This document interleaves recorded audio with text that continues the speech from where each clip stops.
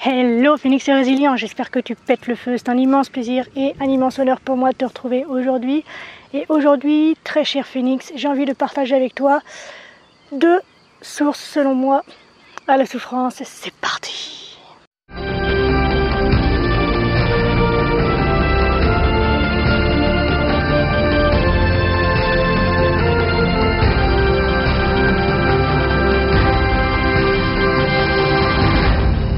Alors comme je viens de te le dire, pour moi, il y a 2 sources incontournables et indéniables à la souffrance. Qu'est-ce que la souffrance pour commencer? Alors selon moi, ma définition de la souffrance, c'est une douleur que l'on fait durer.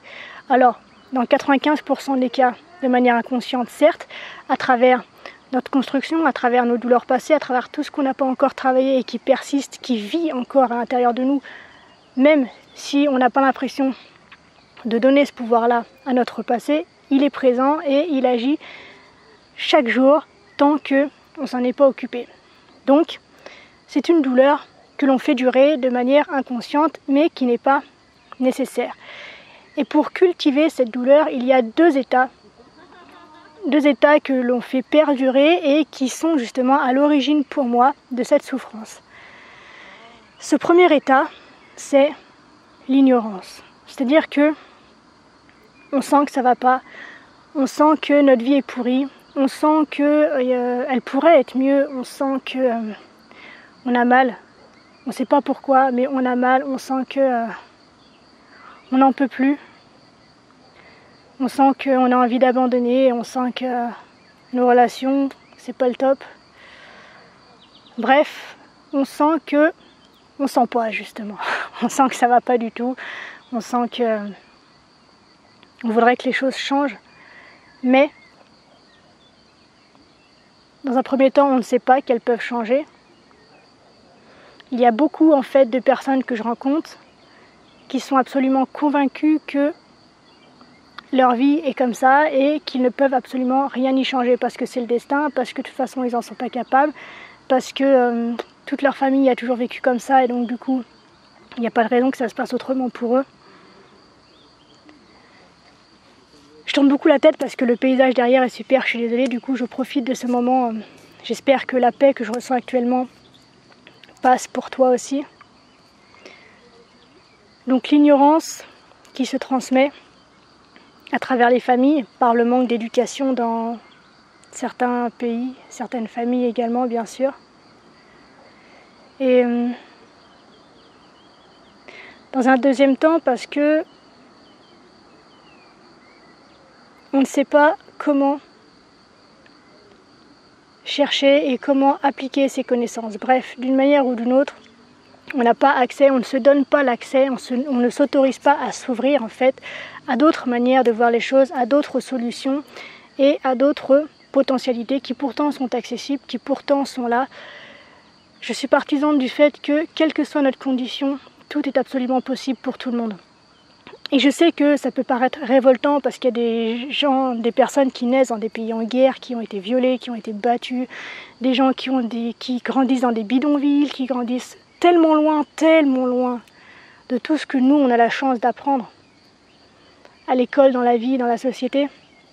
Et pourtant, plus j'avance en fait dans ce monde-là, plus je rencontre de personnes qui partent de tellement bas. C'est extraordinaire. Alors il y a des gens qui sont connus. Quand on regarde des Mandela, quand on regarde des Gandhi, quand on regarde... Il y a des gens comme ça, même Tony Robbins qui a été battu quand il était enfant. Il y a plein de gens, quand on regarde autour de nous, en fait, toutes les personnes qui réussissent et qui sont au sommet en général sont des personnes qui démarrent de très bas. Ce sont des personnes qui ont réussi à transformer leur souffrance en terrain fertile pour grandir, pour fleurir et pour construire la vie à laquelle, comme tout le monde, ils ont droit. Donc, première chose à faire, forme-toi, intéresse-toi, sois curieux. Comme un gamin qui découvre chaque chose chaque jour. Et prends connaissance, prends conscience de tout ce qui est possible dans la vie, de tout ce à quoi tu as accès. D'après les statistiques, on est quand même tous, toi et moi, dans des pays qui en plus donnent accès très facilement à l'éducation, à la technologie et à tout ce qui permet d'apprendre Donc profite un maximum pour apprendre sur ton état, pour apprendre sur ce que tu ressens, pour apprendre les causes de ce que tu as vécu. Par exemple, quand tu as été violé, quand tu as été battu, aujourd'hui il y a des recherches scientifiques, il y a des thèses qui sont parues, qui sont accessibles, qui t'expliquent les conséquences de tout ça.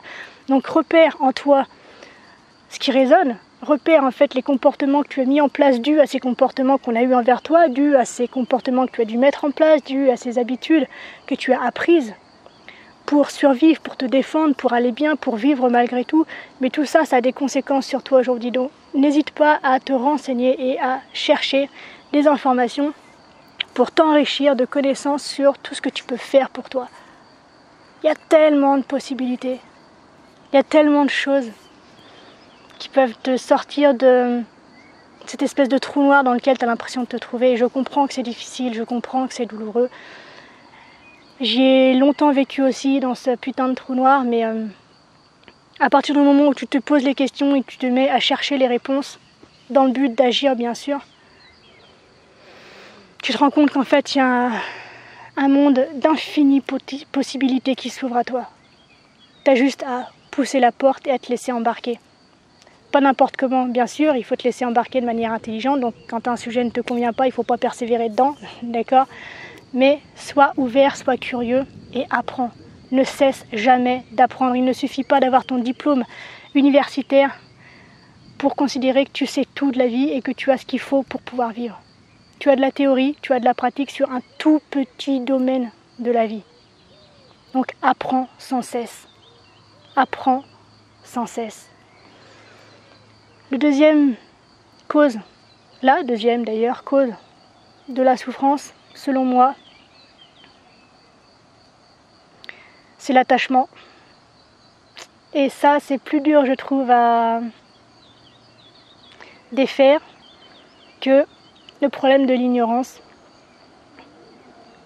J'ai un gros souci, moi, avec l'attachement. J'ai pourtant déjà bien travaillé dessus, mais c'est vrai que j'ai ce qu'on appelle, entre autres, une blessure d'abandon, qui est absolument béante. Et de trahison aussi, ce qui fait que quand je trouve quelqu'un de confiance, par exemple, j'ai tendance à m'attacher au-delà de ce qui est raisonnable, au-delà de ce qui est juste et au-delà de ce qui est sain, autant pour la personne que j'ai en face de moi que pour moi bien sûr. Alors c'est des comportements sur lesquels j'ai travaillé, j'en suis plus là aujourd'hui bien sûr, mais je me rends compte en fait à quel point vouloir faire partie de la vie de ces gens-là, ça a vraiment créé en moi des comportements et des sentiments qui finalement étaient malsains, qui finalement étaient plutôt négatifs et qui finalement me faisaient aller de frustration en frustration et donc de souffrance en souffrance.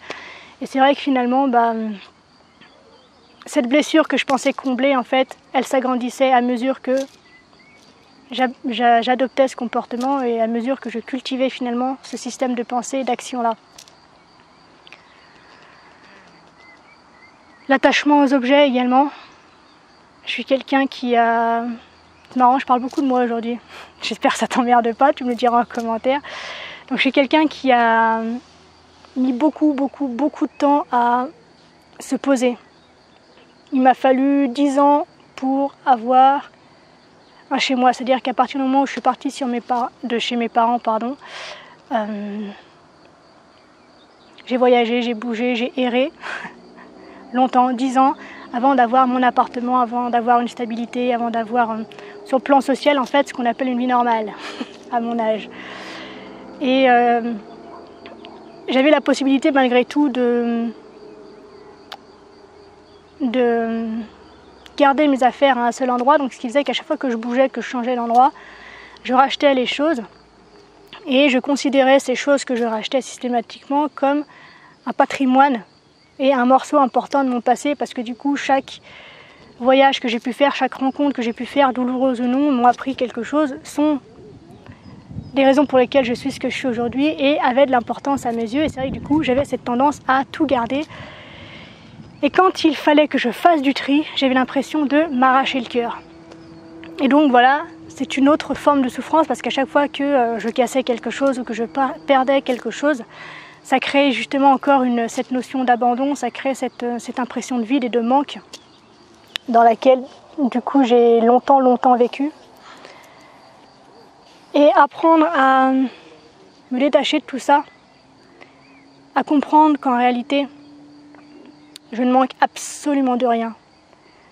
Même quand j'étais dans une situation de précarité extrême, même quand j'étais toute seule, même quand j'avais mal partout, que ce soit physiquement, moralement, psychologiquement, tout ce que tu veux. La vérité, c'est qu'en fait, je n'ai jamais manqué de rien. Jamais. Parce qu'en plus de ça, c'est vrai que par mes connaissances, ma curiosité et toutes les questions que je me pose depuis que je suis gamine, j'ai conscience de l'amour inconditionnel dans lequel j'évolue chaque jour. Si c'est pas celui de mes parents, si c'est pas celui de mes amis, si c'est pas celui de ma famille ou de mes proches, c'est celui qui construit, qui constitue en fait ce monde.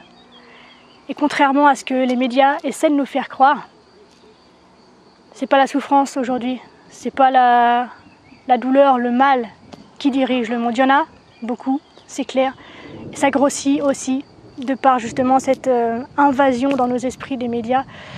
Mais le monde est beau, les gens sont bons et c'est l'amour qui fait avancer. La douleur aussi, tout est bâti a priori sur la douleur pour échapper aussi à la peur.